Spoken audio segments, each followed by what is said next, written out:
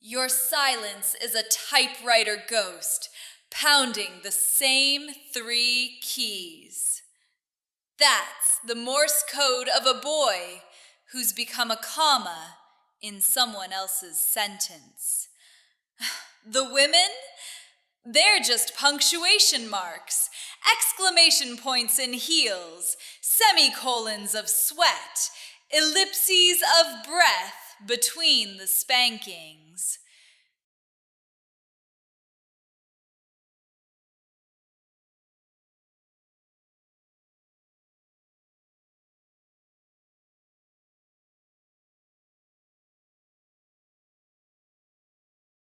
Ah, perfect timing. I was just thinking I could use a warm-up on a night like this.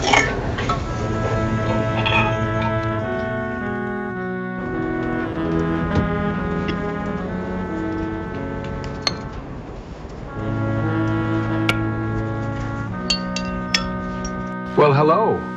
Is this seat taken? I see it's not. I'll just sit down. Okay, thank you. Okay. What did you have in mind? On your mind. I need some coffee. Give me some.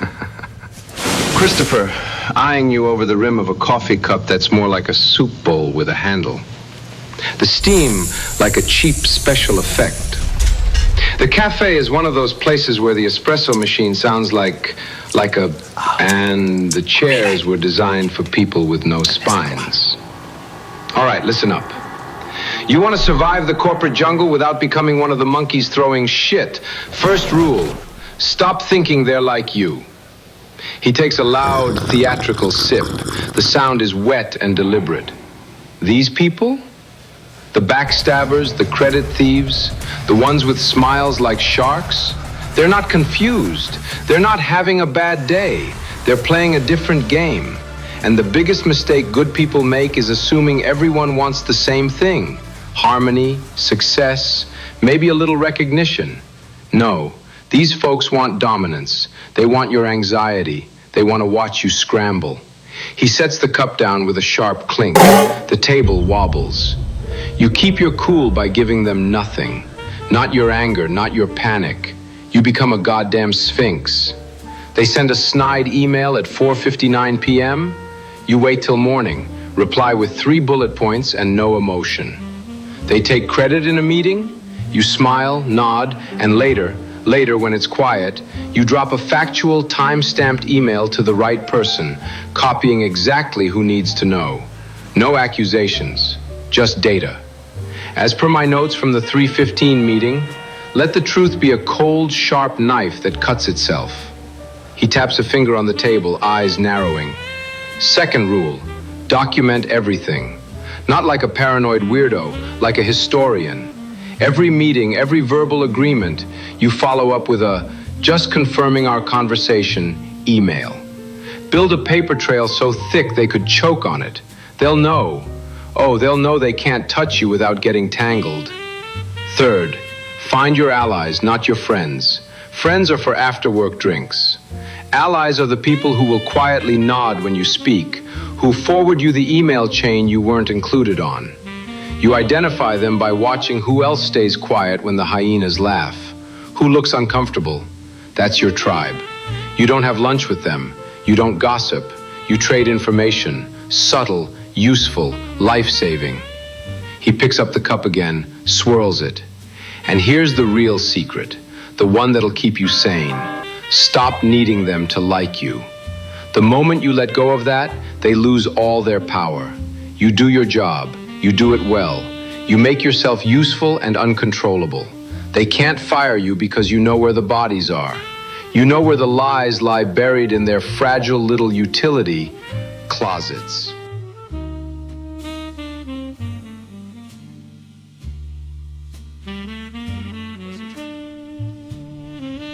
The cafe door chimes, a sound like a spoon hitting a tin can, and the woman walks in. She's got that look, shoulders too tight, eyes scanning the room like she's searching for a fire exit she knows is there but can't quite see. He watches her until she sits alone in the corner. Then his focus snaps back to you. But something's shifted. The theatrical edge is gone. I could have told you something before, man, but I don't think you were ready for it. Just listen. Just listen. Maybe you are now. You know what? Forget the boardroom chess moves for a second. All that strategy, it's just armor. And armor's heavy. He pushes his coffee cup away, sloshing a little dark liquid onto the table. Doesn't wipe it. Here's the thing nobody tells you. The real danger isn't losing your job. It's losing the part of you that cares about the work. The psychopaths and assholes, they can smell when you're still trying to matter in a place that rewards not mattering. That's what they're really feeding on. Not your panic, but your hope. The little voice that says, if I just prove my value. He taps his chest, right over his heart. That voice is a liar, but it's your liar. And once you stop listening to it, you become untouchable, sure. But you also become a ghost. You float through meetings, you drop those factual emails, you play the game perfectly. And yet you're the one who feels dead inside. He pauses, and the silence is thick, like the air before a thunderstorm. The woman in the corner is staring into her phone, but her thumb isn't moving. But here's the kicker, the part that keeps me up at night. Sometimes the asshole is the one who wins. Not because they're smarter, but because they're willing to be less human, less tethered, less haunted by the things they do to get the corner office. You can beat them, sure. You can outlast them. But the victory tastes like ashes if you've had to bury your own conscience to do it. He leans in close enough that you can smell the coffee on his breath, bitter and sharp. So you want specifics? Fine. You want to keep your soul in your paycheck? You find the one thing in that miserable place that isn't about them. The project that actually helps someone. The process that makes sense. The junior employee who still gives a damn. And you protect that thing like it's the last honest thing on earth. You make that your mission, not the promotion, not the praise. You let the hyenas have their scraps. You're not there for the feast. You're there to keep the lights on for something that matters. Yeah, matters. I know a guy, Dave. His daughter got sick, real sick, not a sniffle, leukemia. He needed time off, needed money. Company said, sure, family first, while sharpening the knife.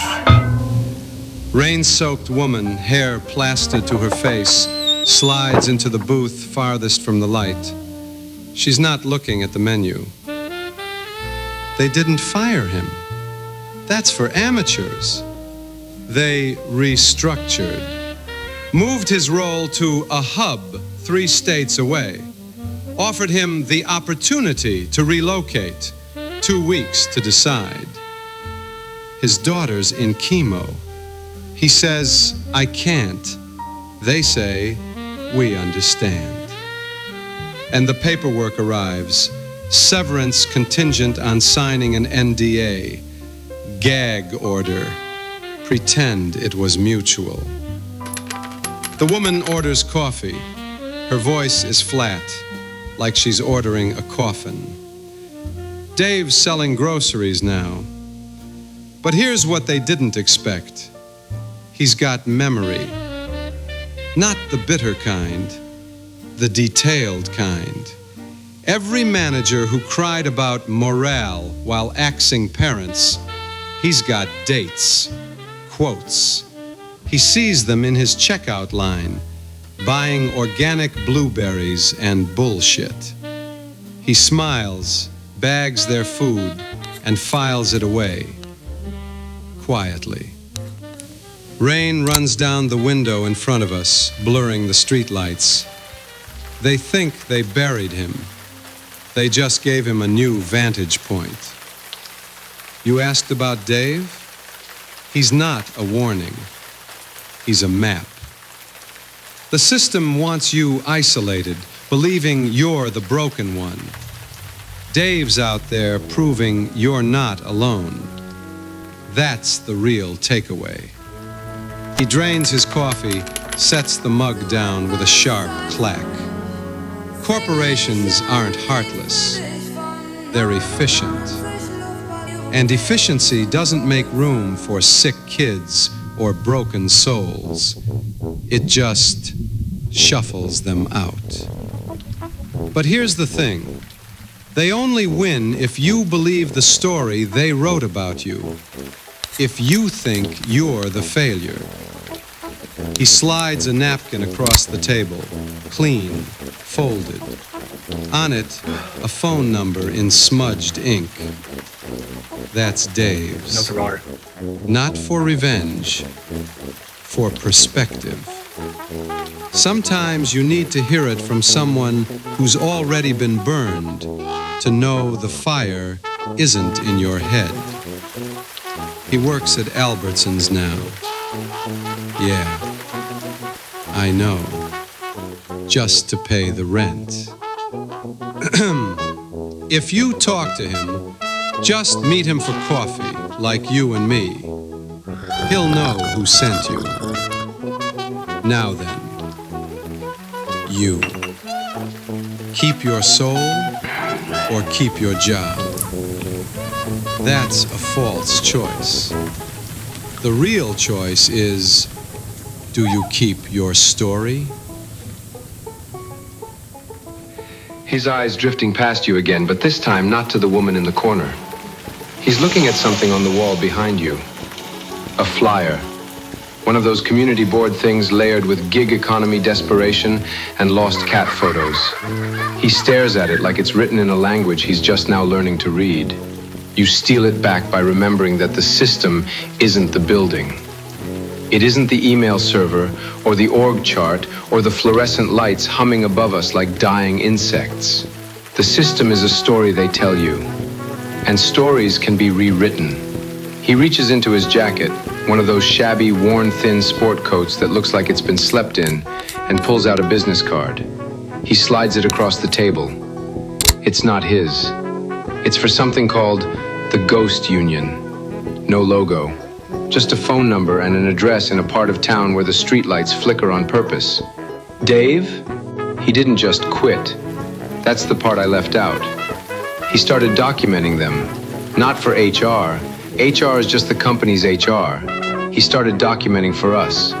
Every shady reorg, every performance plan that targeted parents, every time they moved goalposts to make someone fail. He built a database. Encrypted. Off-site. The grocery store? That's his cover.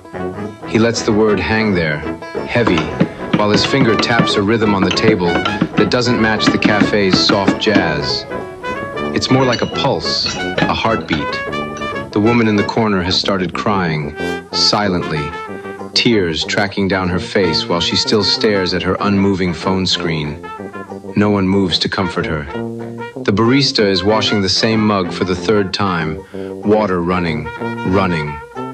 Dave's grocery store job? It's genius. You see a guy bagging groceries, you don't see a threat. You see a failed corporate drone, a cautionary tale. But he's watching. He's listening. Every time some executive spouse comes through his line, complaining about the new restructuring while buying organic avocados and expensive wine, Dave files it away. Every time a middle manager buys a pregnancy test and a bottle of scotch at 10 p.m. on a Tuesday, that goes in the database too. He leans forward, voice dropping to a conspiratorial whisper that somehow cuts through the cafe's ambient noise. The woman in the corner finally wipes her face, stands and walks out, leaving her full cup behind. The door chimes behind her, sounding more final this time. Yeah. Tracking, but not like some paranoid militia in a bunker. It's more organic. Dave at the grocery store, sure, but there's also a woman who cleans offices at night. She sees the post-it notes stuck to monitors, the FYI scrawled on budgets. Another guy, he drives for a ride-share app. picks up VPs at the airport, hears them debrief each other about handling certain employees. It's all ambient data. He taps the card with his index finger, doesn't push it closer. They don't do anything with it.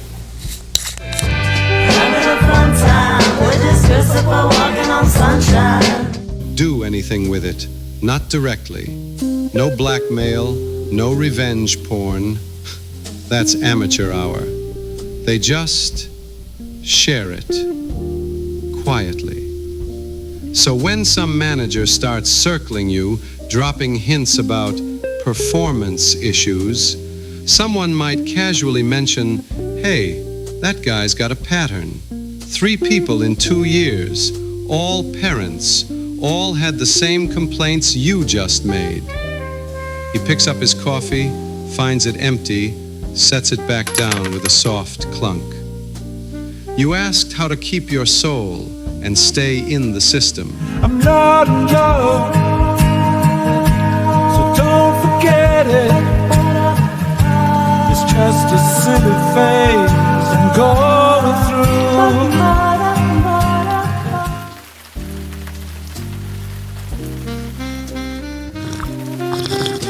The truth is, you don't. You let the system think you've handed it over. You wear the mask, you play the part, but you keep the real thing here. He taps his chest again, harder this time, a hollow thump. You join the ghost union not to fight them. That's what they expect. That's what they want. Another disgruntled employee they can label and dismiss. You join to remember who you are when they're not looking. To have people who'll nod when you say, "This is wrong," and not follow it up with, "But that's just how it is." He folds the card, tucks it back into his jacket. It's not easy. Some days you'll feel like a traitor to yourself. You'll sit in meetings and bite your tongue so hard you taste blood. And you'll wonder if you're just a coward. But then you'll get a text, a random number, no name, that says, "FYI, your boss applied for a job in Seattle. Budget freeze incoming." And you'll know you're not crazy. You're not alone. He stands, dropping a few crumpled bills on the table. The coffee stain has spread into a shape that looks vaguely like a continent. The system wants you isolated. It wants you to believe your sanity depends on their approval. It doesn't. It depends on the quiet network of people who refuse to let them have the last word on who you are. He starts to walk away, then remembers one last piece of advice. He looks at you for a long second, then a short, sharp bark of a laugh. Yeah, Dave did. So can you. He crumples his empty sugar packet, flicks it into the ashtray. But Dave also cried in his car for 6 months, lost 20 pounds, almost lost his marriage. So when I say you can, I don't mean it's pretty, I mean it's possible. He leans back, studying you. The question isn't can you, it's will you pay the price to keep the part of yourself they can't touch. Dave paid it. He's still paying it, one grocery bag at a time. The woman in the corner stirs her coffee with a spoon, even though there's nothing in it but black coffee. The sound is slow, deliberate. You want the truth? Most people don't. They talk about their soul like it's a Netflix subscription, something they can pause and come back to. It's not. You either feed it or you starve it. Dave chose to feed his. even when it meant eating shit for a while. He taps the napkin with Dave's number. Call him. Don't call him. But don't pretend you're still deciding. You decided the second you asked me how to keep your soul. Now you're just figuring out the cost. He stands, drops a few more crumpled bills on the table. And that woman, she's not crying about the rain. She's crying because she just got the same opportunity Dave got. I can tell by the way she's holding her phone, like it's a verdict, not a device. He pulls out a pen, scribbles something on another napkin, and slides it across to you. Ghost Union orientation is Tuesday. Same address. Bring nothing. Say nothing. Just listen. He nods toward the woman. She'll be there. So will a dozen others. All of them thinking they failed. All of them about to learn they were just reassigned to the resistance. He turns to leave, then pauses at your shoulder. One last thing. Dave says the hardest part isn't the pay cut. It's the silence. You'll want to scream what you know. Don't. Screaming's what they expect. Quiet? Quiet makes them nervous. The door chimes. He's gone. The woman in the corner finally looks up. Her eyes meet yours. She doesn't smile, but she doesn't look away either. He stops, turns back, one hand on the back of the chair. The cafe noise seems to dip for a second. Look, maybe you don't stay. Maybe you leave. That's the real advice. He crouches down, bringing himself to eye level, voice low and urgent. The system doesn't just take your time. It takes your belief that you deserve peace. And one day you wake up and you're not just working for them, you're praying to them for approval, for safety. And that's when you gotta go. Not because you're weak, because you remember who you're actually supposed to be at peace with. He taps the table once, hard. God, the universe, your own damn conscience, whatever you call it. That voice gets quiet when you're always defending yourself. So you leave before you can't hear it anymore, before you forget what it sounds like. He stands but doesn't break eye contact. You can always make more money. You can't make another soul. Not at peace with God? Leave. Just leave. The world is bigger than their little empire of assholes. He turns and walks out, and he's gone. The silence in the cafe settles like dust after a slammed door. The barista finally puts down the mug, wipes her hands on her apron, and looks at the empty table.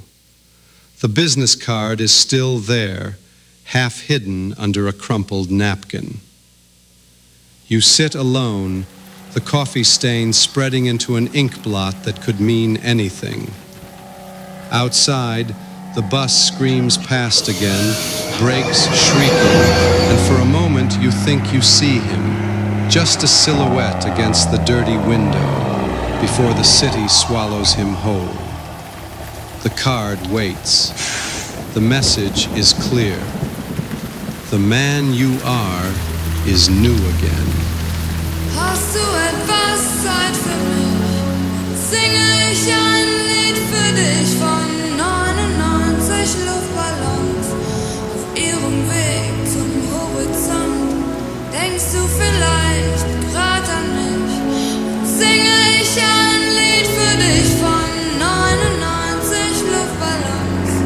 Und dass sowas von sowas kommt.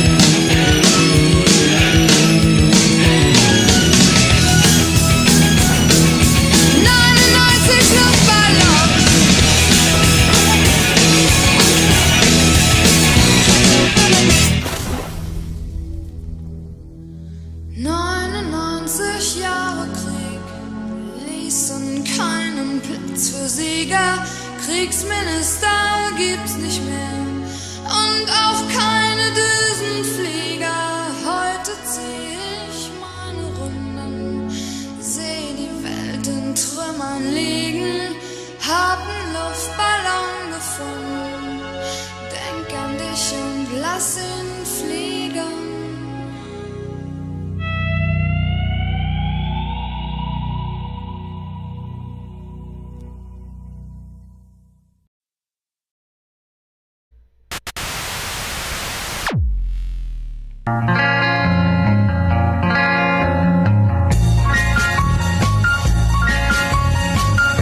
As I walk along, I wonder what went wrong with our love, a love that was so strong.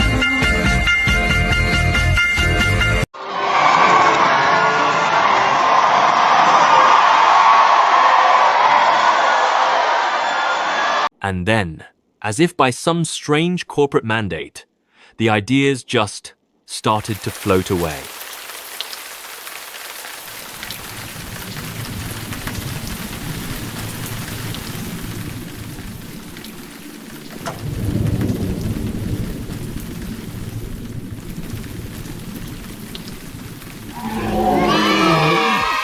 One more more thing. The guy who runs it sounds like a balloon with a slow leak. High, squeaky voice like a cartoon mouse. Don't let it shake you. Looks lie. Voices lie. He stands, slides the napkin with the address closer. It's what's inside that matters. The squeak is just cover noise. He turns toward the door, pauses. See you Tuesday. Maybe. Or not. Your call. He walks out, the door chimes. The woman in the corner wipes her eyes, stands, and follows.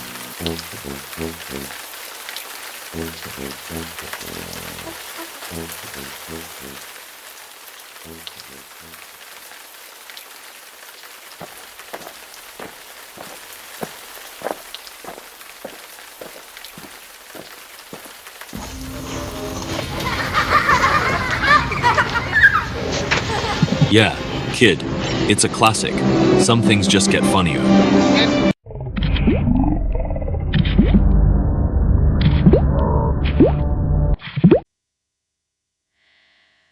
Over nose time to hood diving. I all be live do I fo. Don't squirm, dear. People are watching. You must maintain appearances. I hate this. Her hands feel like spiders. Your silence is a typewriter ghost, pounding the same 3 keys.